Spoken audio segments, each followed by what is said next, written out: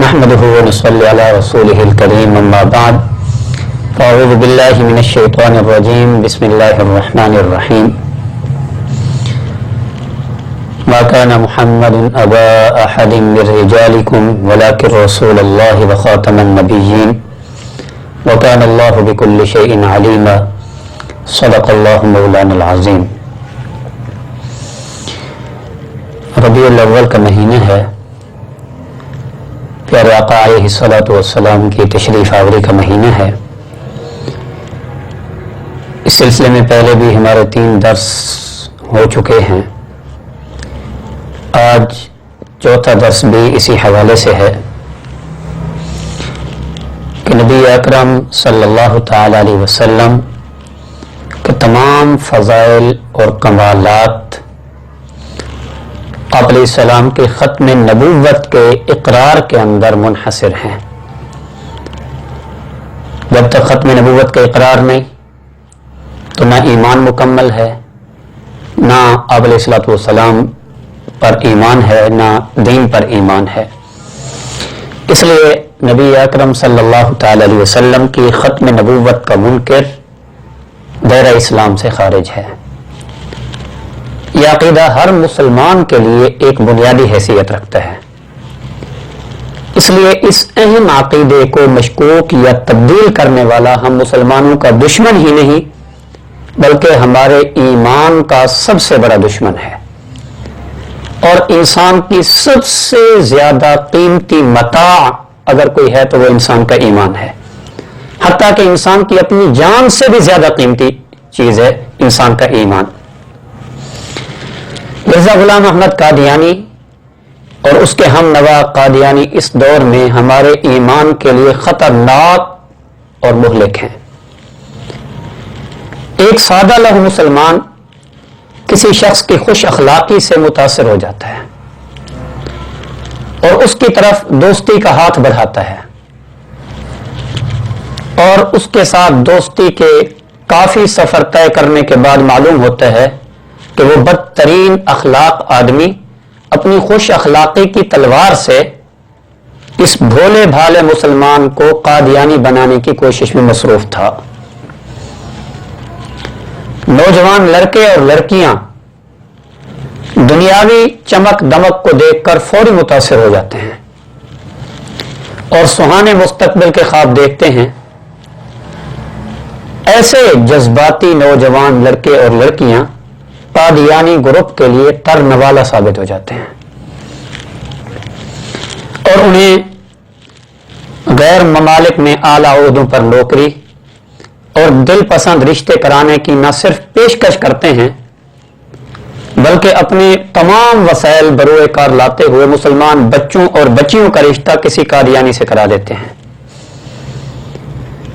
قادیانیت اس دور میں ہمارے ایمان کے لیے ایسا وائرس ہے جو کینسر کی طرح خون میں پھیلتا ہے اور انسان بظاہر زندہ ہوتا ہے لیکن روحانی اعتبار سے، ایمانی اعتبار سے مردہ ہو جاتا ہے۔ اسے معلوم بھی نہیں ہوتا کہ میں جہنم کا ایندھن بن چکا ہوں۔ تو اس پرفتن دور میں ہمیں اپنے ایمان کے تحفظ کے لیے بالخصوص نوجوان نسل کو نہایت بیداری کا ثبوت دینے کی ضرورت ہے۔ اگر کسی قادیانی سے واسطہ پڑ جائے تو اس سے مذہبی بحث سے بالکل اجتناب کریں۔ شروع میں وہ آپ کی بات توجہ سے سنے گا اور آپ کو ایسے محسوس ہوگا کہ وہ میری باتوں سے قائل ہو رہا ہے، دین کی طرف میل ہو رہا ہے۔ آپ سمجھیں گے کہ شاید میری تبلیغ سے وہ قادیانیت سے توبہ طیب ہو جائے گا، حالانکہ یہ شاطر دشمن خود آپ کو پھنسا رہا ہوتا ہے۔ اس لیے خود نہ الجھیں، ان کے ساتھ باسا میں مت پڑیں، بلکہ ختم نبوت کے مشن پر کام کرنے والے علماء کے سپورٹ کر دیں اس کو، اور ان کے سب سوالوں کے جوابات میں یہی کہہ دیں کہ میں حضور اکرم صلی اللہ تعالی علیہ وسلم کے ختم نبوت پر ایسا ایمان رکھتا ہوں جو کسی دلیل کا محتاج نہیں ہے۔ حتیٰ کہ امام اعظم ابو حنیفہ رحمۃ اللہ علیہ فرماتے ہیں کہ اگر کوئی شخص کسی بھی جھوٹے نبوت کے دعوے دار یا اس کے ماننے والے سے اس کی نبوت کی دلیل مانگ لے کہ اس کے نبی ہونے کی دلیل کیا ہے، صرف اتنا کہہ دینے سے بھی وہ شخص دائرہ اسلام سے خارج ہو جاتا ہے۔ جھوٹے نبوت کے دعوے دار شخص کے نبوت پر دلیل مانگنے والا بھی دائرہ اسلام سے ختم ہو جاتا ہے۔ تو اس لیے یہ بہت ہی نازک اور اہم مسئلہ ہے۔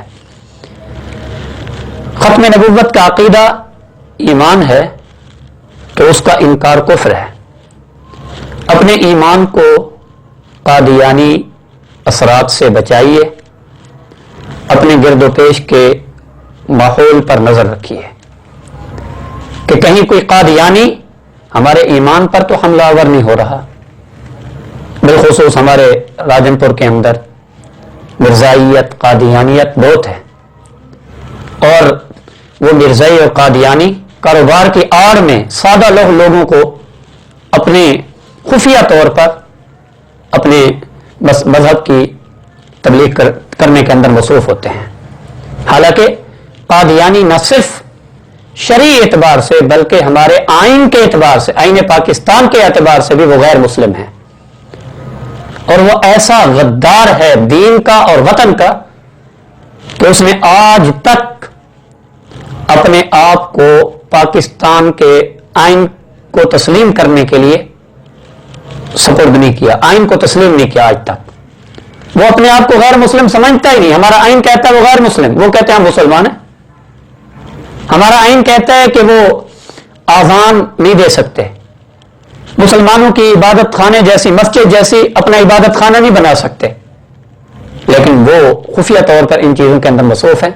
ہمارا آئین کہتا ہے کہ وہ اپنے مذہب کی اشاعت اور تبلیغ نہیں کر سکتے، جبکہ وہ خفیہ طور پر ان چیزوں کے اندر مصروف ہیں۔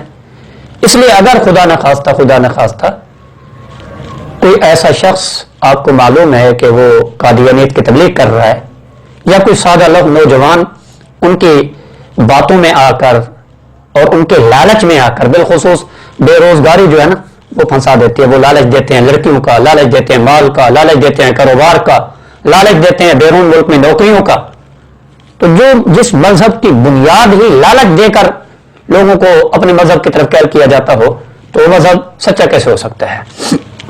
اس لیے اللہ تبارک و تعالیٰ سے دعا ہے کہ اللہ تبارک و تعالیٰ ہم سب کو ہر قسم کے شرور و فتن سے محفوظ رکھے، اور ہمارے ایمان کو اللہ تبارک و تعالیٰ محفوظ اور سالم رکھیں۔ وآخر دعوانا ان الحمد للہ رب العالمین۔